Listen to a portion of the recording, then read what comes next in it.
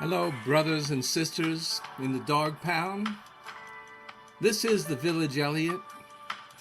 The Oracle speaks. And I'm speaking to you today because it has come to my attention that there are brothers and sisters who are in pain today because the leader of the dog pound, Deshaun Watson, is no longer able to lead the Cleveland Browns to the promised land. He, in fact, is on the injured reserve for the balance of the 2023 NFL season.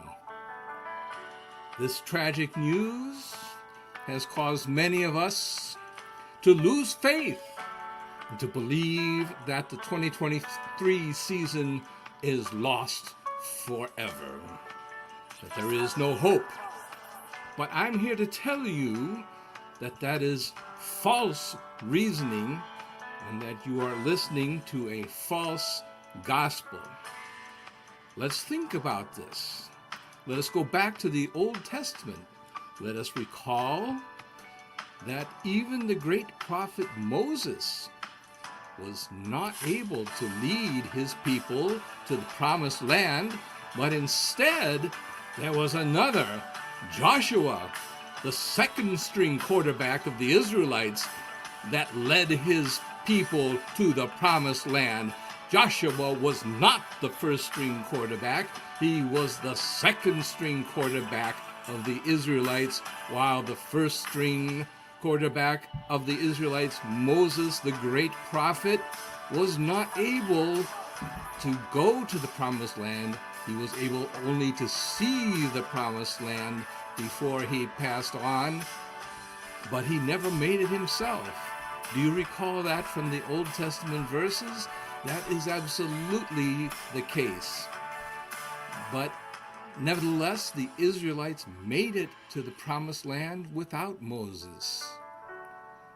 So if that can happen to the Israelites, certainly this is possible for a football game.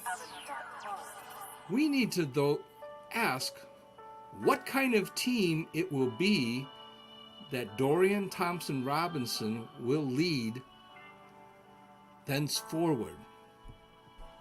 I would submit that the team will be based on the same type of offense that Deshaun Watson had at his disposal.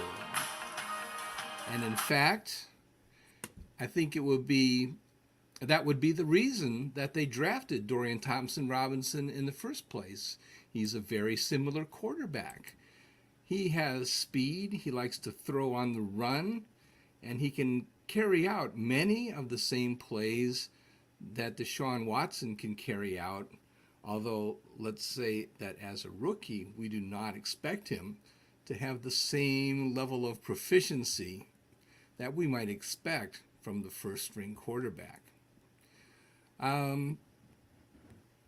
We will expect on his second game, remember that he started the debacle against the Ravens as his first start, and in that case, remember that he had zero preparation as the starter. The expectation was that Deshaun Watson was going to start that game, and the decision was made that he would not be able to go only a few minutes before game time, and then DTR was expected to carry out a game plan that was designed specifically for Watson, and he went in there with very little preparation, very few reps with the number one team, and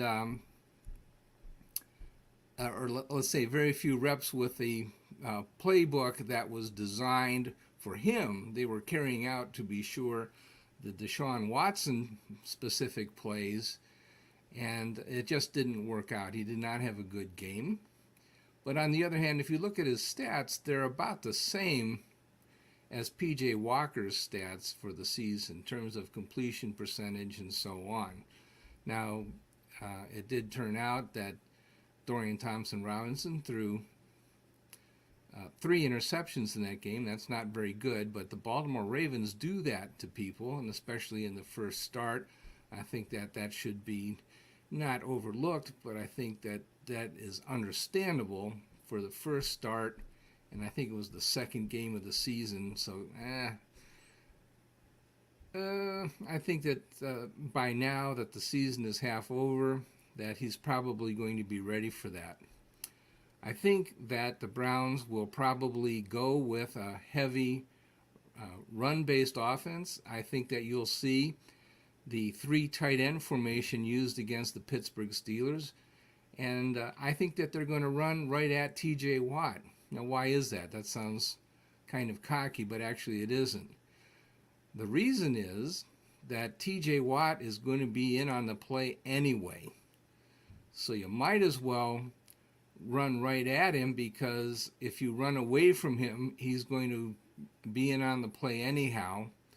And so maybe if you run at him, the other players on the team won't be able to gang tackle as effectively as if you run at somebody else on the line. TJ Watt will throw his body on the pile, and it'll be harder really to avoid TJ Watt, so you might as well just grab the bull by the horns and deal with him, because you can't avoid him. You might be able to avoid some of the other tacklers on the team. But I think we have to start with the idea that there's tremendous respect for T.J. Watt as a force, and there's no avoiding him, so you might as well run right at him. And I think that they're going to have additional blockers. It looks like DeJuan Jones may not make it to the starting lineup in time to help out, and that means that we may have James Hudson III starting at right tackle again. And you will recall that that matchup has been tried before, and it's been really tough to pass against, because TJ Watt had a really incredible game against Hudson in the past, and I think he had 4 sacks against Baker Mayfield one year. It was pretty gruesome. And so I think that they're going to have to design plays that allow DTR to throw on the run. I think I would run away from TJ Watt wherever he posts himself. I think I would get the ball in the air very quickly, throw some passes to the tight ends, especially David Njoku. I don't think you have the luxury of waiting around for a long time for the wide receivers to get open. Although, I will call your attention to the fact that the Browns have had a hard time getting Cedric Tillman involved in the game. But I think you could see something like, remember in 2018, when Baker Mayfield became the starter, all of a sudden the Browns discovered Rashard Higgins. And the reason was that Rashard Higgins was a backup, Baker Mayfield was a backup, and so together they had hundreds and hundreds of repetitions in practice, and they knew each other very, very well. And so when they both got in the game together, lo and behold, Rashard Higgins became a very dangerous receiver when he was paired with Baker Mayfield. By the same token, I think that DTR and Cedric Tillman have been practicing a lot together as backups this season, although Tillman has been out a lot with injuries, but nevertheless, I think they've been working since summer camp, since summer training camp, and even before that, and some of the spring workouts. And they know each other very well.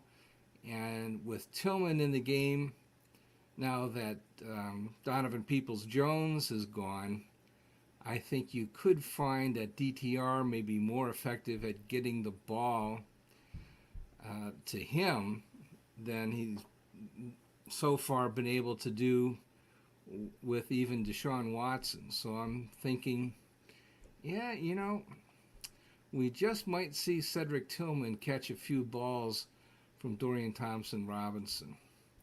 But all we really want from DTR is to minimize turnovers. The modus operandi of the Pittsburgh Steelers this season is that they win the turnover battle. And in every game this season, the Steelers' opponents have outgained the Steelers. Nevertheless, the Steelers have a winning record because they usually win the turnover battle. And so even if they don't gain very many yards, with Kenny Pickett leading the offense, they punt the ball a lot, but they don't turn it over. And they're content with just making a first down, maybe two of them, and then punting. And that's good enough. Eventually, they get enough advancement in field position that they're able to kick a field goal or something and score. And they win a lot of low-scoring football games, like 19-17 or something like that. And that's good enough for them to win. The Cleveland Browns should learn from their example. They're not going to score as many points with DTR at quarterback that they are used to scoring with Deshaun Watson at quarterback. They're going to be running probably 60% of the time. They're going to be throwing screens to the tight ends and to the running backs. They're going to be allowing DTR to throw on the run. And they're also going to allow DTR to run the ball because he was a running quarterback at UCLA. UCLA had kind of a variant of the so-called air raid offense under Chip Kelly. And, the purists in the NFL kind of hate that style of offense. But it has proved to be effective in the NFL in limited doses, let's say. It'll work. It'll be fine. You can gain yards with it, but it's probably not something that you want to... It's not a panacea that's going to allow you to get 500 yards per game every game. But if they can gain 250, 300 yards and not turn the ball over, that's okay. And if Dorian Thompson-Robinson can gain 50 yards by running the ball and add to his total offense by doing so, that's fine. He doesn't have to throw the ball deep all the time and make deep yardage by passing. That's not a requirement of the job. We like to see the quarterback throw the deep ball early and often because that's very exciting, but that's not necessarily what you have to do to win. So I think that the DTR offense is going to look like classic Stefanski. We're going to see the 3 tight end formation. We're going to see the fullback utilized with 2 tight ends, all that stuff, West Coast offense. And we're going to see the quarterback option being used, run-pass option, that sort of thing. Everything's going to start out looking like a run and then maybe developing into a passing situation or at least a quarterback option. And we'll probably see 60% of the total plays against Pittsburgh will be running plays. And of the 40% or so that are pass plays, probably half of those are going to start out looking like running plays and then transition into a pass from a run-pass option or play action, either way. So that's kind of what I think we're looking at, is a very conservative, vanilla offense that's based on a mobile quarterback.